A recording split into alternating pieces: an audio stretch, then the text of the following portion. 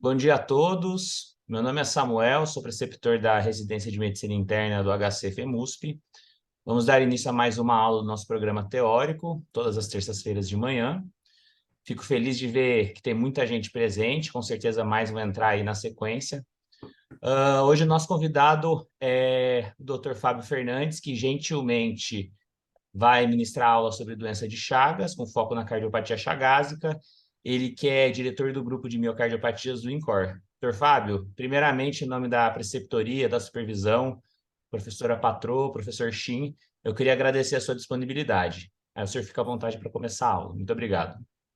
Bom dia, Samuel. Bom dia a todos os amigos. Para mim é sempre um motivo de grande alegria voltar a ter encontro da querida clínica médica que a gente teve a honra de ser residente, aluno da faculdade e que a gente tem um grande agradecimento pelo conhecimento adquirido em todos esses anos. Agradeço muito a gentileza do convite, para mim é uma grande alegria. Nesses próximos tópicos, nós vamos falar um pouquinho sobre a doença de Chagas. A doença de Chagas, ela foi descrita em 1909 por Carlos Justiniano da Chagas. Talvez tenha sido um dos cientistas de maior renome e talvez uns que não tiveram tantas considerações. Talvez o Carlos Chagas, por alguns problemas internos nacionais, ele acabou perdendo o prêmio Nobel. Talvez fosse realmente mais justo o recebido esse prêmio Nobel, porque ele descreveu toda a doença, desde a sua fase inicial, desde a sua fase parasitária, as formas clínicas que a gente utiliza agora e muitas das complicações que a gente acaba tendo. Então, começando aqui, nós temos um quadro de Portinari, as lavadeiras, em que ele mostra um chagoma de inoculação. E nós vamos falar um pouquinho sobre a doença de Chagas. Por que é importante falar da doença de Chagas? A doença de Chagas, do seu aspecto epidemiológico, é uma doença que ela só perde em termos mundiais para a malária e a esquistossomose, e ela é considerada uma doença negligenciada. Mesmo hoje, por ser uma doença afetar, infelizmente, baixa renda, não há uma procura de drogas como outras doenças, como câncer, outras doenças como doenças raras, que tragam um benefício muito grande de laboratórios. Então, infelizmente, a pesquisa acaba sendo muito apenas de grandes centros e apenas de instituições universitárias. Então, ela é considerada uma das doenças negligenciadas. Quando a gente fala em doença de Chagas, a gente pode encontrar múmias que estão no deserto da América Latina, com mais de 9.000 anos, em que se encontra fragmentos do DNA do tripanossoma. É muito interessante que a tripanossoma cruzi, ou seja, a doença de Chagas, ela afeta os seres humanos há mais de 9.000 anos. E ainda é endêmica em algumas regiões. E como nós vamos comentar posteriormente, existe hoje um aumento da incidência por transmissão oral, principalmente na região do norte do Amazonas e também em Belém do Pará. Então, por isso que é importante a gente ainda ter uma ideia do que significa em termos epidemiológicos, em termos de gastos, em termos de prevalência da doença de Chagas. No mundo, eles acreditam que tem de 8 a 10 milhões de pessoas infectadas. Só no Brasil existe uma prevalência talvez de 2 a 3 milhões de pessoas. Existe ainda uma mortalidade anual de quase 14 a 20 mil pessoas por ano, um custo muito elevada, de quase 7,2 bilhões em termos de perdas de trabalho, hospitalizações, gastos públicos com essa doença. E o Brasil acaba sendo um dos países que mais perde economicamente por causa da doença de Chagas. E um dado que é interessante, na Europa e nos Estados Unidos, ela acabou sendo endêmica, principalmente porque houve na década de 80 um afluxo muito grande de pessoas oriundas da América Latina, que tinham doença de Chagas. Então, acredita-se que nos Estados Unidos, quase 300 mil pessoas possuem doença de Chagas, e na Espanha, 50 mil pessoas têm doença de Chagas, basicamente por transfusão sanguínea. Hoje, obrigatoriamente, nesses países, para poder receber sangue, é feita a sorologia para a doença de Chagas. A gente sabe que a doença de Chagas é transmitida por uma picada do inseto, que era geralmente conhecido como barbeiro, e essas são as principais formas desses insetos de transmissão. Era principalmente o Triatomas infestos, mas também tinha os Plantógenos megistos, Triatoma brasilensis e outras formas não tão frequentes. E o que chama a atenção? Todas as regiões do Brasil, principalmente a região do Nordeste, Sudoeste e principalmente uma parte do sul, eles tinham muito endemicamente esses vetores. E com a iniciativa do Corresul de poder tratar esses vetores, praticamente os senhores observam que ao longo dos anos eles praticamente desapareceram esses vetores. Então houve uma diminuição da transmissão do Chagas pela picada do barbeiro e posteriormente outra forma de transmissão tem sido evidenciada. Hoje o grande número de Chagas agudo que nós encontramos são principalmente pela transmissão oral. Nós sabemos que pode ser transmitida pelo leite materno, pode ser transmitida pela placenta, pode ser transmitida por transfusão, pela picada do inseto vetor, mas também pela forma oral. Nós tivemos casos autóctones aqui na região sul e sudeste, por suco de cana, em que se moía o vetor junto com o caldo de cana, e principalmente na região do Amazonas, existe uma grande incidência de Amazonas, Belém do Pará, Norte Solimões, o cuidado com o açaí. Mais de 300 mil pessoas vivem do cultivo do açaí. E muitas vezes, onde tem o açaí, o tripanossoma ele consegue ficar na fruta. E na hora que você retira a fruta e moe o açaí, ele pode ter aquela transmissão oral. Então, são esses os focos na região, principalmente em Tefé, Quari, Santa Isabel do Rio Negro, Lábrea, que são as regiões mais comprometidas do Amazonas. Então, esses são surtos agudos que acabam acontecendo. Por isso que é sempre importante a orientação, pasteurizado, para poder evitar essa forma de transmissão. Então, a gente vê que são casos esporádicos, mas se a gente for pontuar ao longo do tempo, existe um aumento do número dessa transmissão oral ao longo dos anos e uma diminuição progressiva dessa transmissão vetorial. Então, o que a gente chama atenção, que hoje que é uma preocupação muito na região norte do Amazonas e principalmente de Belém do Pará, é com relação a esse aumento da incidência dos casos de transmissão por via oral. Então, essa daqui é a planta do açaí, são frutinhas escuras, e muitas vezes, na hora que você vê, muitas vezes o vetor, o triatomo, o panstrógidos, acaba ficando nessa composição, e na hora que você trata, acaba tendo um risco maior de contaminação. E quando a gente vê em qual época do ano é que aumenta esse índice de transmissão por via oral, são principalmente nas épocas de agosto, setembro e outubro, que são exatamente as épocas de maior transmissão, que é principalmente a maior produção do açaí. Então, isso é uma coisa muito interessante e algumas iniciativas estão sendo feitas para tentar evitar isso, uma maior conscientização e um maior cuidado do açaí. Nós temos participado, um pós-graduando nosso, que é de Manaus, junto com a doutora Kátia Coceiro, que atualmente é a vice-reitora da Universidade do Amazonas, doutor João Marcos, que foi nosso aluno da pós-graduação. Nós temos feito muitos estudos em chagas de forma aguda, comparando como que é a evolução desses pacientes, como esses pacientes são tratados, como que ele evolui, se fica alguma sequela, vendo a parte de desautonomia, vendo a parte de adiponexinas, leptinas, insulinas. E a gente sabe que no paciente que tem uma fase de Chagas agudo, ele tem uma grande resposta inflamatória. Então, essa grande resposta inflamatória tem ação direta do Trypanosoma cruzi e que induz uma resposta autoimune. E o que é interessante? Muitos desses pacientes fazem uma miocardite aguda. E por esse trabalho de doutorado da doutora Kátia, que foi acabar de publicar recentemente no JAMA, nós observamos que no grupo 1, que são aqueles pacientes que são submetidos à ressonância na fase aguda sem tratamento, 58% ou quase 60% existe um realce tardio. Realce tardio é igual inflamação, é igual principalmente a presença de cicatrizes. E quando a gente vê também o mapa T2 vê edema, vê água. Então, quando você tem mapa T2 alto, você tem inflamação aguda. Quando você tem mapa T1 alto, que você tem realce tardio presente, você pode ter cicatriz e inflamação. Então, ela conseguiu mostrar que quase 60% dos pacientes apresentavam um quadro de inflamação / cicatriz na fase aguda do coração.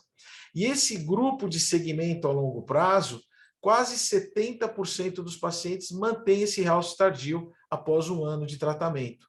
Então, mesmo sendo tratados com benzonidazol, na fase aguda, eles persistem essa inflamação. Então, isso é uma coisa muito importante para a gente poder monitorizar esses pacientes e saber como que esses pacientes possam evoluir. A gente sabe, desde a descrição inicial de Carlos Chagas, que os pacientes poderiam ficar numa forma indeterminada. O melhor exemplo disso, que ele descreveu a doença de Chagas numa menina de 2 anos, chamada Berenice, e essa senhora morreu com 70 e poucos anos de AVC. Então, ela não morreu da doença de Chagas. Então, a gente sabe que uma grande porcentagem dos pacientes desenvolve uma forma chamada indeterminada, e uma porcentagem desses pacientes podem evoluir para formas cardíacas e formas digestivas. Por que acontece essa evolução da forma indeterminada para a forma cardíaca? Quando a gente vai estudar a fisiopatologia da doença de Chagas, a gente sabe que tem agressão direta do parasita.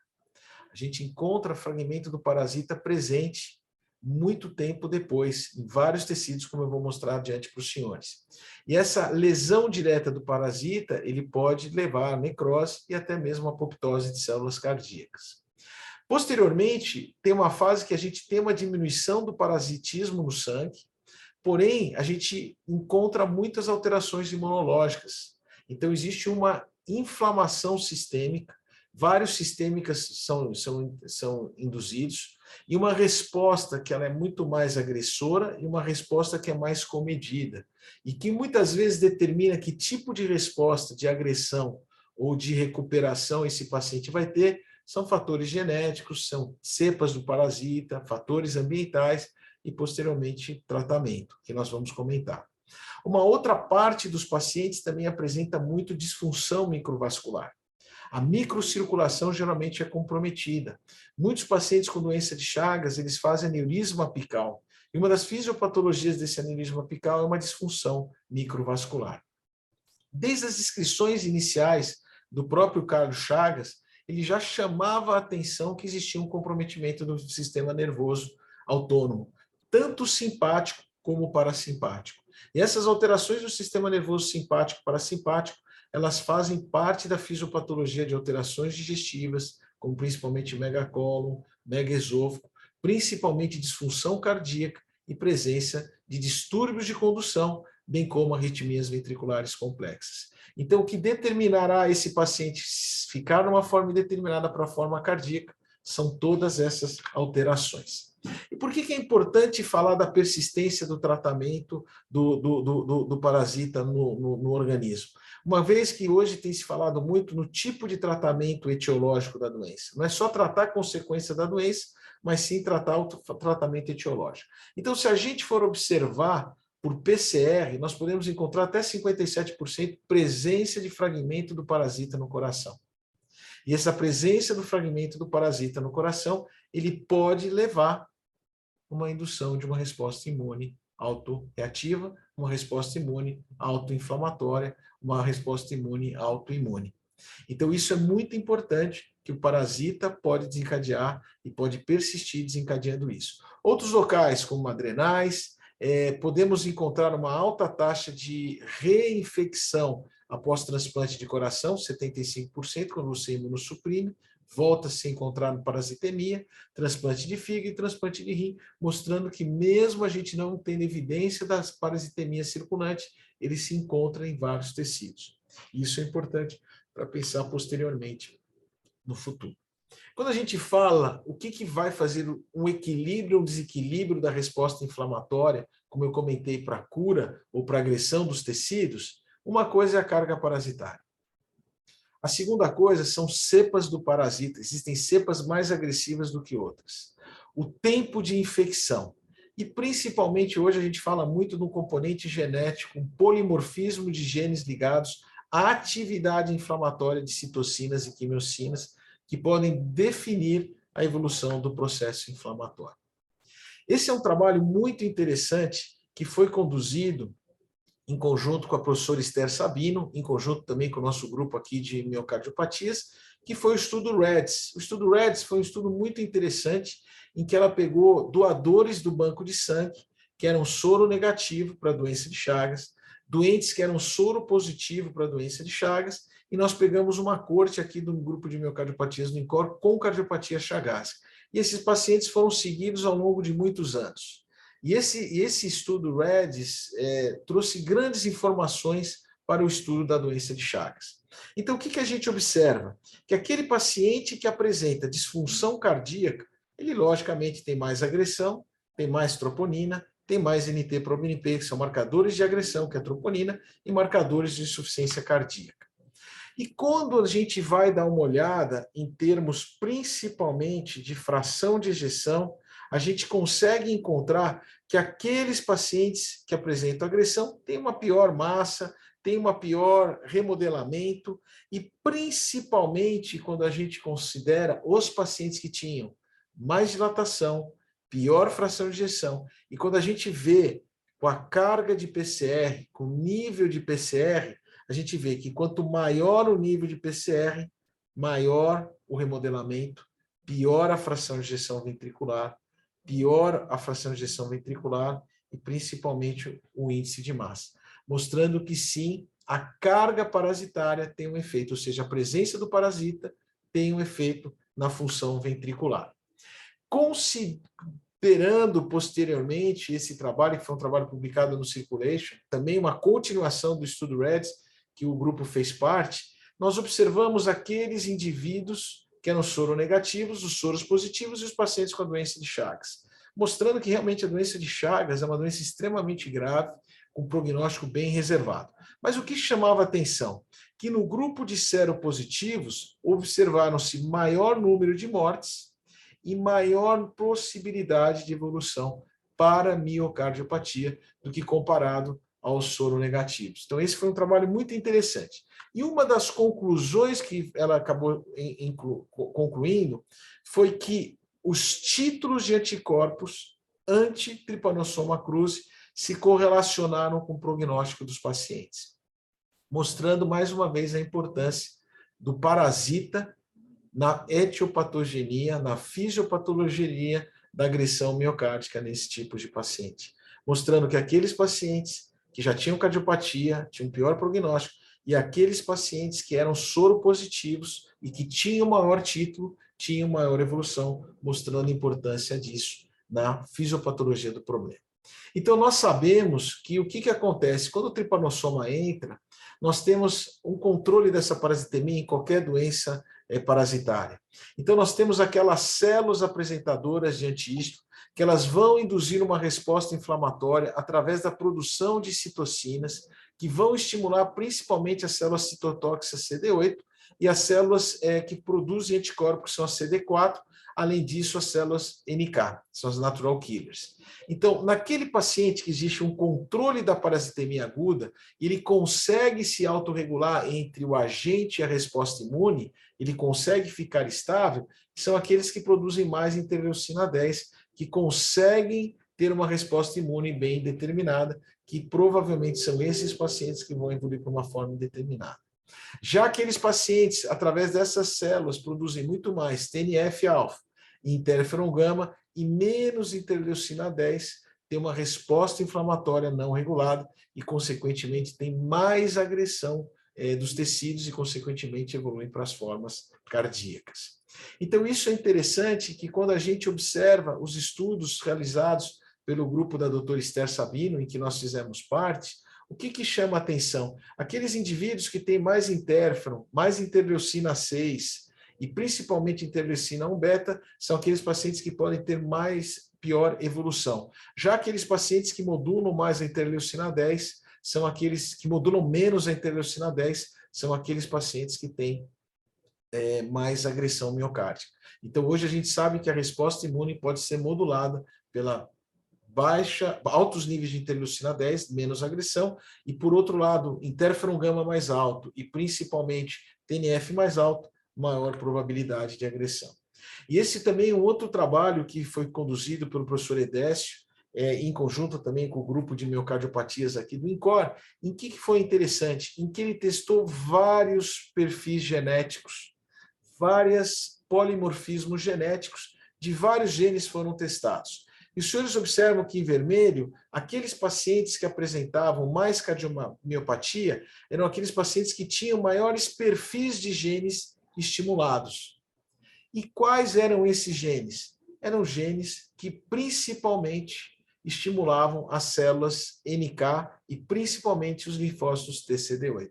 São essas células que amplificam a resposta autoimune. Então, a gente viu que tem a ação da cepa, tem a ação do sistema imune, mas também tem uma ação genética que faz agressão miocárdica. Então, isso é um dado muito importante para a gente ver. Como o Chagas já tinha comentado, nós temos praticamente 3 formas clínicas: a forma indeterminada, eletroalterado com eco normal e eletro e eco alterado. São basicamente essas 3 formas que a gente acaba tendo. Como que a gente determina a forma indeterminada? São pacientes geralmente assintomáticos, que eles têm uma inoculação muitos anos antes, eles podem ficar a vida inteira sem nenhuma manifestação clínica. E eles têm pelo menos 2 reações sorológicas positivas para a doença de Chagas. E quais são os critérios da forma indeterminada? Eletronormal, raio-x de tórax normais e exames contrastados de esôfago e cólon normais. Só que se a gente for ser bem objetivo, a forma indeterminada, por eletro e raio-x, é muitas vezes difícil identificar alterações. Mas por trabalhos mais sensíveis, como por exemplo cintilografia com tecnésio, teste ergométrico, o vetocardiograma, gated, Holter e o eco, nós já encontramos uma porcentagem pequena desses pacientes, já alterações desses pacientes. E o que também chama atenção? Se a gente biopsiar o coração desses pacientes, ele já tem alterações inflamatórias, já tem fibrose. Então, a forma indeterminada talvez não seja tão indeterminada assim. Mas se a gente for epidemiologicamente observar, aquele paciente que tem eletrocardiograma normal, ele tem um bom prognóstico. Então, do ponto de vista prático, nós que estudamos doença de Chagas, a gente sempre acompanha com o eletrocardiograma. E por que é interessante? Porque aquele paciente que tem eletrocardiograma normal, ele tem uma boa evolução, estudos antigos já mostravam isso. Mas quando o eletrocardiograma altera, começa a mudar a história natural da doença. E aquele que tem o eletrocardiograma alterado mais a cardiomegalia, esse tem uma curva vectorial muito pior. Então, o que chama atenção? O eletrocardiograma, muitas vezes, é a primeira alteração que aparece muito mesmo antes de piorar o ecocardiograma. Então, o eletrocardiograma alterado já é um prenúncio de evolução clínica para formas mais graves. A forma indeterminada considera o eletronormal. Se o indivíduo tem eletronormal, raio-x normal, esôfago normal, cólon normal, ele pode sim ter alterações microestruturais, mas o prognóstico é muito bom. Então, sempre fazer o eletro seriado progressivamente no paciente com cardiopatia chagásica. Esse foi o trabalho de tese da doutora Bárbara Ianni, um trabalho muito interessante, em que ela pegou 125 pacientes e pegou a evolução desses pacientes ao longo dos anos. Então, alguns pacientes desenvolveram só 10% ao longo de 10 anos alterações eletrocardiográficas específicas. Por outro lado, apenas 11% eram inespecíficas. Então, esses pacientes, sim, podem ter ao longo de 10 anos alterações eletrocardiográficas, mas nesses 10 anos, quase 12 anos, você não teve alteração de fração de ejeção, mesmo inicialmente nesses pacientes que tiveram eletroalterado. Geralmente isso acontece 10, 15, 20 anos depois que essas alterações acabam apresentando. E quando que a gente fala, como que esses pacientes evoluem? Então, como que eu tenho que preocupar? Como os senhores têm que se preocupar? Como que esses pacientes podem evoluir? Então, esse é o trabalho original que foi publicado em 2013 no Circulation, do grupo da doutora Esther, do estudo REDS, aquele que eu comentei com os senhores, em que nós fizemos parte. Qual que é a taxa de evolução para cardiopatia? 1,85% ao ano, em pacientes infectadas sem cardiopatia basal. Então, é por volta de 2% o risco por ano desses pacientes evoluírem para cardiopatia. Por isso que é importante a gente monitorizar esses pacientes, a gente é sempre monitorizar com eco e sempre fazemos o segmento. Tanto é que as diretrizes da Sociedade Brasileira de Cardiologia, elas definem a cardiopatia de Chagas, a semelhança que acontece em outras diretrizes de insuficiência cardíaca, no estágio A, é aquele paciente que não apresenta sintomas e não tem cardiopatia estrutural, ou seja, é aquele paciente que tem uma forma indeterminada, bom prognóstico. O estado B, ele é dividido em B1 e B2. O estado B já existe alterações estruturais, mas o paciente pode ter tido nunca sintoma cardíaco. Então, se o paciente tem alteração eletrocardiográfica, ele é considerado estado B1, ele já é um pré-disfunção, entre aspas. Então, ele tem alteração no eletrocardiograma, mas pode ter alterações de função. E o estado B2 é que ele já tem alteração no eletrocardiograma e já tem disfunção ventricular. O estágio C é a disfunção de ventrículo esquerdo, e o estágio D é um grau terminal, que geralmente aqui você precisa fazer transplante ou dispositivos. Por que é importante a gente falar da cardiopatia de Chagas um pouquinho? A cardiopatia de Chagas, hoje a gente fala muito em fenótipo de miocardiopatia dilatada. Então você pode ter um paciente com o mesmo fenótipo de dilatação, mas com etiologias e evoluções completamente diferentes. Isso a gente vê quando a gente estuda as curvas actuariais. Esse é o trabalho do Dr. Humberto Freitas, aqui do INCOR, em que ele compara os pacientes com fenótipos de miocardiopatia dilatadas. Então, idiopática, outras, hipertensiva, isquêmica, idiopática e chagásica. Então, vocês observam que a curva do paciente com cardiopatia chagásica é extremamente adverso, uma doença extremamente deletéria, extremamente ingrata. Ou seja, por ser uma cardiopatia inflamatória e muitas vezes fibrosante, ela agrega um valor prognóstico muito ruim para os pacientes. Esse é um trabalho publicado pelo professor Charles Madden no Circulation, que ele já mostrava subgrupos de pacientes que teriam maior ou melhor evolução. Então, aqueles pacientes que estavam de acordo com a classe funcional, melhor prognóstico comparado à classe funcional 2 e 3. Quando você pegava uma fração de ejeção menor que 30%, pior prognóstico quando comparado à fração de ejeção preservada. E o consumo de oxigênio desses pacientes, um VO2 melhor, bom prognóstico comparado a um VO2 menor. Outros dados posteriormente foram feitos também com relação a BNP, que é um marcador de insuficiência cardíaca. Aquele paciente tem uma miocardiopatia chagásica com BNP muito alto, um pior prognóstico do que aquele que tem um BNP normal. A presença da fibrilação atrial, que também é uma forma de mostrar maior agressão miocárdica, maior disfunção, mostrando que a fibrilação atrial é uma medida indireta. Classe funcional, trabalho da doutora Silvinha Ayub, do grupo de transplante, mostrando que nos pacientes chagásicos, eles apresentam mais insuficiência cardíaca, eles têm principalmente maior mortalidade não cardiovascular e maior descompensação cardíaca quando comparados aos indivíduos com outras etiologias. E o que é interessante que numa forma mais grave da evolução, a grande maioria dos pacientes com Chagas morre mais de disfunção ventricular do que propriamente de morte súbita.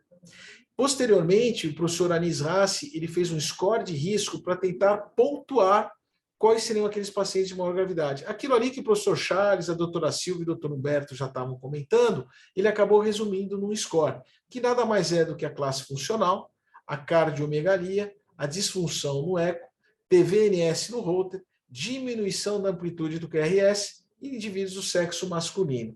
E quando a gente pontua isso, até 6 pontos baixo risco, uma mortalidade de 10%, intermediário de 7 a 11, mortalidade de 44%, e alto risco de 19 a 20, mortalidade de 84%. Então, hoje a gente consegue pontuar os nossos pacientes para poder determinar maior risco ou menor risco desses pacientes. A cardiopatia chagásica é uma cardiopatia denominada como inflamatória. Mas eu, pessoalmente, costumo dizer que a cardiopatia de Chagas ela é muito mais do que uma cardiopatia inflamatória, ela é uma cardiopatia extremamente fibrosante.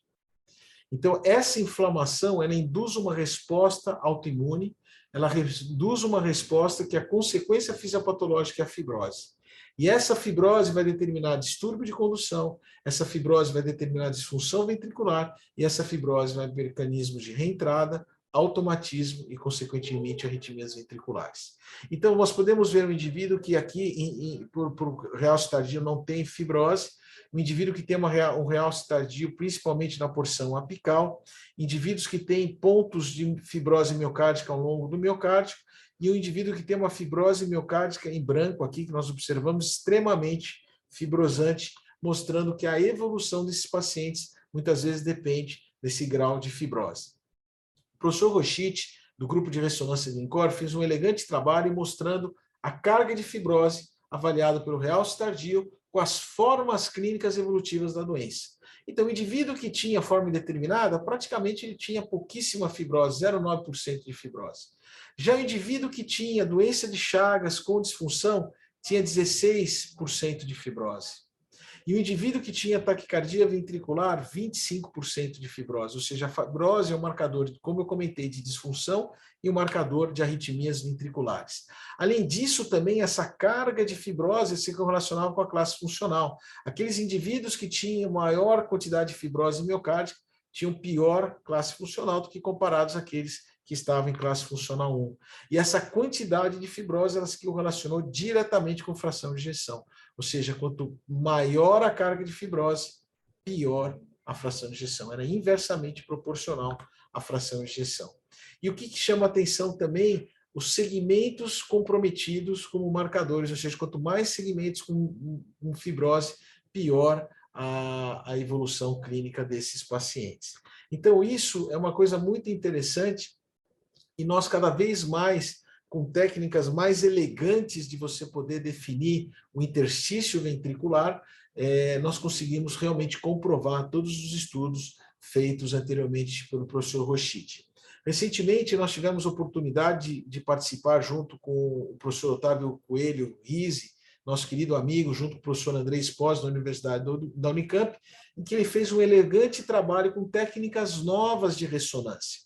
A gente sabe que pela ressonância, além do realce tardio, que mostra fibrose e inflamação, nós sabemos, principalmente pelo mapa T1, que é uma medida antes da injeção do contraste, que ele vê um interstício ventricular. E quando você tem um hematócrito desse paciente, você consegue calcular o espaço extravascular.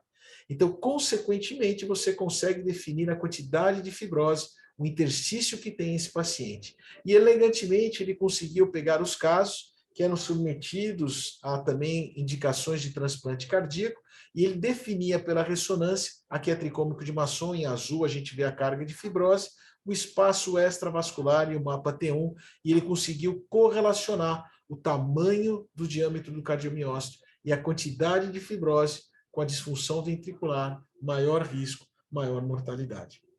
Então, isso cada vez mais a gente está tentando entender isso. Por outro lado, quando a gente fala em ressonância, e principalmente em cardiopatia chagásica, como eu comentei, os pacientes que apresentam forma indeterminada têm também um pouquinho de fibrose, tem um pouquinho de edema, tem um pouquinho de inflamação. Mas essa fibrose, edema e inflamação, ela aumenta muito mais, são dados de estudos por biópsia, quando você tem alteração eletrocardiográfica e alteração ecocardiográfica.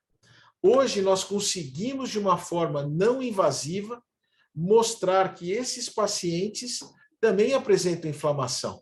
E aqui é o trabalho da tese do nosso amigo Torreão, em que ele mostra elegantemente que os pacientes com forma indeterminada, cardiopatia chagásica eletroalterada e cardiopatia chagásica com disfunção, têm muito mais fibrose, mas também tem muito mais inflamação. E quando a gente vê hiperemia, edema, a gente observa isso também. Então, a fibrose, ela está paralela, talvez, a essa inflamação. Por isso que nós estamos tentando fazer algumas tecnologias, alguns tratamentos para tentar bloquear essa inflamação. Nós fizemos estudos experimentais com colchicina. Colchicina é uma droga anti-inflamatória. Experimentalmente, foi a nossa tese de librociência, diminuir a inflamação, diminuir a fibrose. E atualmente nós estamos fazendo um estudo clínico com ressonância, numa forma B1 em estágios iniciais da cardiopatia chagásica para ver se ela atenua o remodelamento e o dano miocárdico. Quando a gente vê, então, essa caracterização, a presença de fibrose, edema e hiperemia, ela está muito presente naqueles pacientes que apresentam fibrose, inflamação e edema, e isso se correlaciona principalmente com a fibrose, mostrando que a inflamação é o passo seguinte para a fibrose. E isso se correlaciona também com o sexo, isso é muito interessante. Os indivíduos do sexo masculino são aqueles que têm muito mais fibrose, que têm muito mais pior fração de ejeção do que quando comparado aos pacientes do sexo feminino. Isso a gente pode ver também quando a gente avalia a quantidade de regiões comprometidas pela ressonância, que a presença do gênero agrega um pior prognóstico em pacientes com cardiopatia chagásica, correlacionando com fração de ejeção e principalmente com massa de fibrose. Eu costumo sempre dizer que a cardiopatia chagásica ela é muito mais só que uma cardiopatia que vai comprometer trato gastrointestinal, que vai comprometer coração. Hoje nós estamos tendo uma linha aqui no grupo de miocardiopatias avaliando metabolismo, desautonomia e função ventricular. E isso gerou várias teses dentro do grupo, E uma dessas teses foi do Dr. André Dabarian, em que nós avaliamos a cardiopatia chagásica, a parte inflamatória, a desautonomia em pacientes com outras formas de cardiopatia, como, por exemplo, a cardiomiopatia dilatada e o grupo controle.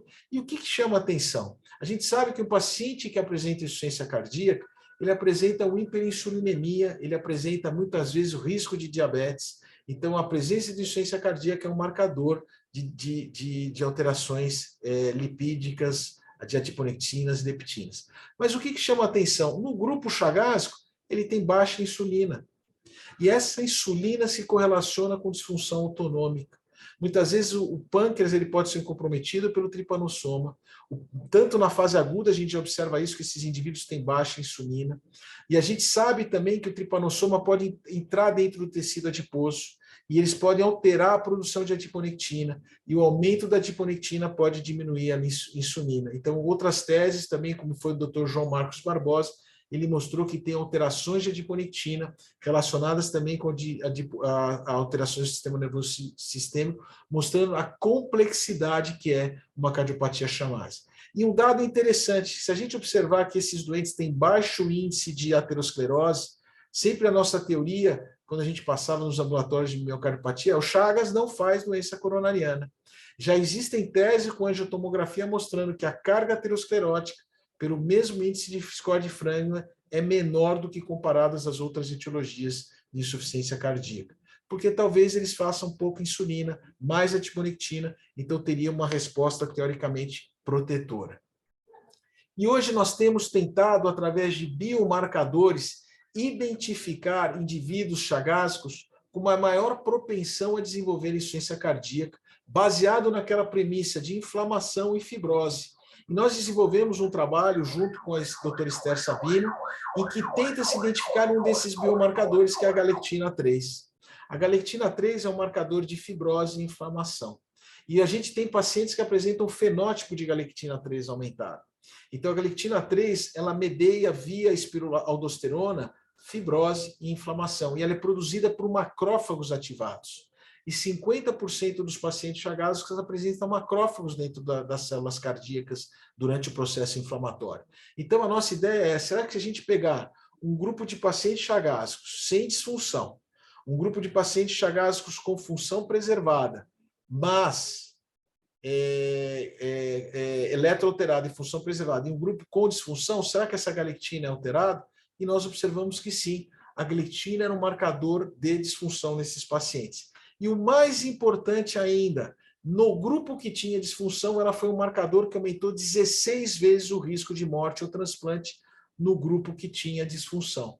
Então, quando a gente observa as curvas de Kaplan-Meier, dentro daquele grupo de pacientes já de alto risco, quando você plota para a galectina 3 acima de 16, 15,3, 16, ela agrega um valor prognóstico adverso. Esse trabalho está publicado com uma casuística de mais de 500 pacientes nos arquivos brasileiros de cardiologia. E quando a gente plota aqueles indivíduos junto com o BNP, ela é complementar ao BNP, ou seja, indivíduo que tem baixa galectina e baixo BNP, baixo risco. Alta galectina e baixo BNP, risco intermediário. Alto BNP e alta galectina, um risco extremamente alto. Então, talvez no futuro ela possa ser um marcador daqueles que vão evoluir para disfunção. Existe uma perspectiva, junto com a professora Esther, da gente começar a tratar esses pacientes que apresentam um fenótipo de galectina 3 aumentado para prevenir a evolução. E talvez naquele paciente que já tem uma galectina 3 aumentada, é aquele paciente que a gente tem que ser um pouco mais cuidadoso na evolução, mostrando que ele aumenta 16 vezes o risco de mortalidade. E como a gente trata a doença de Chagas? É extremamente complexo. É uma complexidade do parasita que tem séculos de evolução. Como a gente falou, nós temos mais de 9.000 anos evidência do parasita. Existem muitas cepas descritas com variabilidade a tratamento diferente de cada cepa. E principalmente, mais do que o parasita, nós temos a resposta do hospedeiro. Cada hospedeiro responde de uma forma diferente. A mesma coisa que nós vimos na Covid, o mesmo agente dando respostas completamente diferentes a vários indivíduos. Então, isso é muito importante. A gente aprendeu muito no Covid e a gente continua aprendendo muito no Chagas. Por outro lado, o que se considera o critério de cura? Muitas vezes o critério de cura, você considera a carga parasitária, mas existe muita variabilidade. Às vezes você pode fazer um exame que ele está positivo, 2 dias depois ele está negativo. Então, esse critério de cura ele é muito variável. E também depende muito dos estudos, o tempo de segmento e a dose dos tratamentos que foram feitos. Por outro lado, as únicas drogas presentes para tratar a doença de Chagas apresentam muitos efeitos colaterais. Então, isso dificulta muito. Então, foi tentado ser feito um estudo, que foi o estudo Benefit, que todos os senhores conhecem, que foram quase 50 centros de 5 países. O Brasil fez o maior número de segmentos. Foi de 2004 a 2011, quase seguidos 6 anos. E o objetivo primário foi avaliar se o benzonidazol, que é uma droga tripazolamida, 300 miligramas por dia, diminuía a mortalidade e a progressão para a doença de Chagas. Efeitos secundários, determinar o efeito do benzonidazol nas taxas de detecção do parasita por PCR convencional e avaliar a segurança e tolerabilidade do tratamento. Então, os desfechos primários foi morte, PCR abortada, TV sustentada, indicação de marca-passo CDI, transplante cardíaco, insuficiência cardíaca nova, hospitalização, AVC, embolia pulmonar ou sistêmica. Então, foi um estudo randomizado para 1.400 pacientes do grupo benzonidazol e 1.400 pacientes do grupo placebo, uma alta taxa de descontinuação, 13% no grupo benzonidazol e pequena no grupo placebo. Então, como conclusão desses estudos, a gente vê que a idade média era 55 anos, 10% tinha insuficiência cardíaca prévia, a grande maioria em classe funcional, a fração de ejeção média 50% e 18% tinha fração de ejeção menor que 18%. Infelizmente, ao longo do segmento, não houveram diferenças estatisticamente significantes entre o benzonidazol e o placebo. No entanto, quando você vê a taxa de conversão para PCR negativo no grupo benzonidazol, foi significativamente maior no final do tratamento, 60%, quanto comparado a 33% no grupo placebo, mostrando que a droga funcionava como efeito tripanossomida. Por outro lado, houve grandes efeitos colaterais, como dermatite por sensibilidade, intolerância digestiva, polineuropatia, depressão de medula óssea, hepatite tóxica, e ela também é descrita como os linfomas em níveis em animais. Então, os eventos foram maiores e a suspensão também foi maior no grupo tratado com benzonidazol.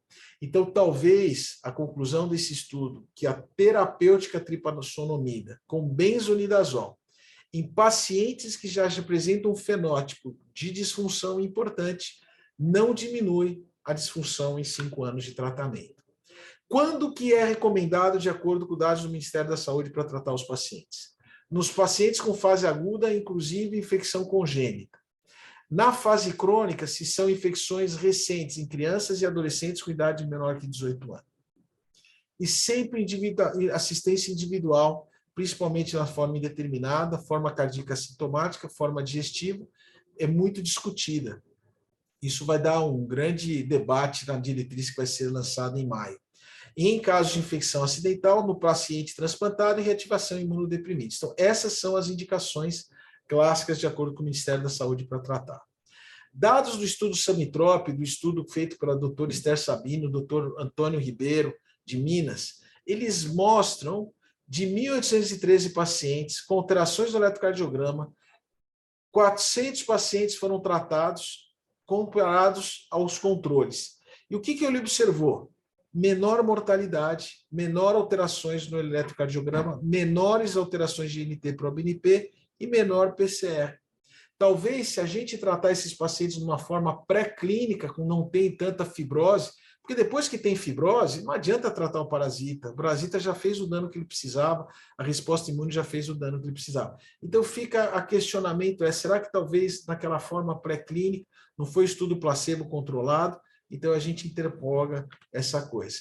Outros tratamentos, como por exemplo o posaconazol, tentou se tratar, mas ele foi inferior a doses aos efeitos tripanossomidas quando comparados ao benzonidazol, como o próprio estudo Stop Chagas, que o benzonidazol ele foi infinitamente pior do que quando tratado com o benzonidazol. Então, ainda infelizmente, tem outras drogas que estão sendo testadas, outras formulações do benzonidazol para tentar ter menos efeitos colaterais, mas infelizmente ainda carece de estudos. Existem outros reposicionamentos, como, por exemplo, a miodarona, que além de ser antiarrítmica, ela bloqueia a síntese do ergosterol, que é um componente da membrana celular do tripanossomida. Tem esse estudo que está sendo conduzido para tentar ver se ela pode atenuar a ação do tripanossomida, e o futuro seria talvez inibidores da cruzipaína, que são proteases do tripanossoma cruzi, que agem em várias atividades proteolíticas do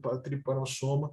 Então, algumas coisas baseadas em nanotecnologia e até mesmo produtos naturais, como o nosso querido amigo André Tempone e do Adolfo Lutz, muito bem têm sido conduzidos com substâncias do fundo do mar para tentar essa ação nesses parasitas. E, como a gente comentou, os dados do American Heart, que são da Associação Interamericana, os casos que devem ser tratados são infecções congênitas, mulheres em idade fértil, contaminação acidental, reativação de infecção, indivíduos abaixo de 18 anos. E aquilo poderia ser oferecido desde que individualizado, como a gente falou, isso tem muita discussão ainda, e naquele paciente que já tem disfunção, talvez não valha a pena, porque ele já passou da fase clínica de tratar. Mais uma vez, eu gostaria de agradecer o honroso convite e dizer que, para mim, é um motivo de grande alegria estar presente com os senhores. Obrigado, professor. Obrigado pela excelente aula.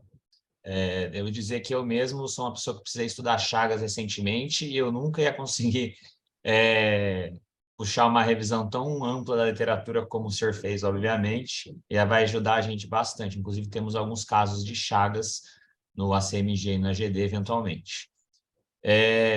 Eu vou abrir para perguntas. O pessoal, se quiser mandar as eventuais perguntas no chat, eu vou tentando passar aqui para o Dr. Fábio. Eu vou aproveitar e fazer duas que eu já tenho aqui comigo.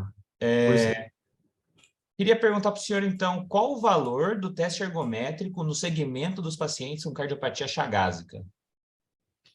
O teste ergométrico ele é importante por alguns motivos. Primeiro, a gente pode calcular pelo VO2 a capacidade funcional, diretamente ou indiretamente pelo próprio teste ergométrico. E essa capacidade funcional, Samuel, ela tem sido um bom correlacionada com evolução. Então, aquele paciente que tem boa capacidade funcional, não faz arritmia durante esforço, não faz distúrbio de condução durante esforço, tem um número acima de 20 ml por quilo por minuto, como já mostrou, naqueles pacientes que têm disfunção, mesmo com disfunção, ele apresenta um bom prognóstico. Então, a capacidade funcional hoje ele é um bom marcador de evolução clínica desses pacientes. Perfeito. Muito obrigado. Muito claro. Mais uma pergunta também relacionado, diria aí, a métodos, né? Na doença de Chagas quais achados do eletrocardiograma são mais típicos ou específicos para se suspeitar de cardiopatia chagásica? Eu imagino aqui que ele esteja se referindo a uma fase pré-clínica, né? Nesse segmento aí da fase indeterminada e na progressão. A gente pode encontrar várias alterações eletrocardiográficas, como bloqueio de ramo direito, bloqueio divisional antero-superior, concomitância de bloqueio ramo direito mais bloqueio divisional antero-superior, alterações de repolarizações, áreas inativas, PR aumentado, extrasístoles atriais, extrasístoles supraventriculares, extrasístoles ventriculares frequentes. Então, tudo isso são coisas que a gente vê com bastante frequência. Perfeito. Deixa eu ver o que mais nós temos aqui. Outra pergunta é se as indicações de marca-passo e CDI seguem as mesmas orientações das diretrizes gerais de dispositivo. São as mesmas diretrizes vigentes, indicações de marca-passo. Perfeito, perfeito. E muitas vezes, o paciente com Chagas ele tem muita disfunção do sistema nervoso autônomo. O próprio Carlos Chagas, quando ele descreveu a doença, ele via que aqueles pacientes que ele injetava atropina não aumentava a frequência cardíaca. Então, ele já induzia uma disfunção autonômica nesses casos. Então, chamando a atenção que esses pacientes podiam ter disfunção autonômica, e a gente observa que esses pacientes têm muita chance de evoluir com disfunção. Perfeito. E para bloqueio. Perfeito. Mandaram uma pergunta aqui no chat, eu vou ler para o senhor. Uma pergunta do Breno Simas, ele é nosso R1. Ele disse, obrigado pela aula. A conduta da unidade de miocardiopatias do INCOR com relação ao benzinidazol tem alguma diferença em relação às recomendações em diretriz? Tem algum Não. outro perfil fora esses da diretriz que vocês consideram tratar? Não, essa é uma excelente pergunta, Breno. Nós temos várias pessoas aqui do grupo, o professor Charles Madi, doutora Bárbara Iane, doutor Edmundo Artiaga, que estudaram mais de 40 anos Chagas, fizeram alguns trabalhos com N pequeno, e uma das coisas que realmente é a taxa de efeitos colaterais que esses pacientes apresentam. Então, o Benefit mostrou que não vale a pena tratar esse paciente de uma forma que já tem muito avançada. Por outro lado, conversando com a doutora Esther Sabino, ela acredita que talvez naquele paciente que tem uma forma pré-clínica da doença, e ela conseguiu demonstrar que a presença do PCR, altos títulos de anticorpos, agrega um valor pior de evolução nesse paciente. Então a pergunta é, será que valeria a pena tratar esse paciente de uma forma pré-clínica, antes que ele tivesse provavelmente naquele estágio B1? Ninguém tem essa resposta ainda, são só conjunturas. No dados do Samitrop, eles tiveram menos complicações. Então, teoricamente, eles acham que vale a pena tratar. Mas o que eu sugiro é que isso tem que ser uma coisa individualizada, compartilhada entre o médico e o paciente. No momento, nós não temos medicina baseada em evidência para dizer trata esses indivíduos ou não. É tudo especulação, é tudo opinião de especialista. E no momento, a gente não trata os pacientes com forma indeterminada e nem eletrocardiograma alterado sem disfunção. A não ser aquelas condições que a gente comentou anteriormente. Mas isso eu acho que ainda é um campo aberto, eu ainda não fecharia essa porta. Eu acho que tem muita coisa que a gente pode ainda tentar fazer. Tanto é que nós estamos tentando tratar esses indivíduos com essa colchicina de uma forma pré-clínica da doença, para ver se atenuando a inflamação e fibrose, a gente diminui a evolução para a doença. Perfeito, perfeito. Breno, se você puder dar um feedback se ficou clara a resposta do doutor, ou se você quiser complementar a sua pergunta. Ele disse que ficou claro, ele entendeu e agradeceu, professor. Obrigado. Para finalizar, eu queria fazer uma pergunta minha, que não dá para ser mais prática do que isso. Eu acho que talvez até para finalizar, para não atrasar o senhor nem os residentes aí que têm outras atividades. Considerando essa evolução, diria, lenta, insidiosa da doença de Chagas que o senhor apresentou, qual o perfil de paciente que nós, aqui no AGD e na CMG, devemos encaminhar para o INCOR para segmento? Quais pacientes que vão se beneficiar dos recursos do INCOR? Porque aqui a gente tem alguns pacientes que estão realmente em fase indeterminada, eu mesmo já devo ter discutido uns 2 ou 3 casos, e são pacientes que, sabendo fazer o segmento, identificar precocemente, eu realmente, talvez seja ignorância minha, mas não sei se mudaria muito o encaminhamento para o INCOR, que a gente sabe que também é um serviço bastante cheio. Então, eu queria saber a opinião do senhor. Quais pacientes que devem ser encaminhados para o INCOR? Não, eu acho que aquele paciente que já tem um estágio B2, principalmente um estágio C, que já tem disfunção, já tem distúrbio de condução, já tem sintomatologia, eu acho que esse paciente merece uma complementação do serviço terciário. Aquele paciente que tem Chagas e tem eletronormal, você pode ficar tranquilo que a evolução dele vai ser muito boa, como foi até a tese da Bárbara que eu mostrei, ou seja, uma pequena porcentagem altera o eletrocardiograma e mesmo essa pequena porcentagem que altera demora muito tempo para mudar o eletrocardiograma. Então, se ele tem eletrocardiograma presente normal e não tem sintoma, esse paciente acho que dá para a gente seguir sem ter que precisar de um centro terciário. Agora, aquele paciente que tem disfunção ventricular, tem eletroalterado e tem sintomatologia, talvez esse paciente mereça um acompanhamento mais de perto. Se alterou o eletrocardiograma, Samuel, eu acho que é esse paciente que a gente precisa tomar um pouco mais de cuidado para ver como que ele evolui. Perfeito. Perfeito, professor. Muito obrigado. Eu que agradeço, é sempre um prazer e uma honra. Queria agradecer aí o serviço de clínica médica, que eu tenho tanto apreço e carinho. Agradecer ao Chinho, agradecer à patroa, ao professor Milton, a todos os amigos. Agradecer a você, Samuel, pela alegria do convite. E dizer que nós estamos aqui à disposição. O grupo de miocardiopatia está aberto para o que a gente puder ajudar os queridos amigos da clínica médica. Sempre uma alegria. Tá ótimo, professor. Muito obrigado, então, de novo. Eu vou encerrar a reunião e espero que todos tenham aproveitado. Essa aula vai para a nossa página no YouTube, acredito que hoje ainda à tarde. Obrigado, professor. Muito obrigado. Saúde e paz a todos. Tchau, tchau. Obrigado, tchau, tchau.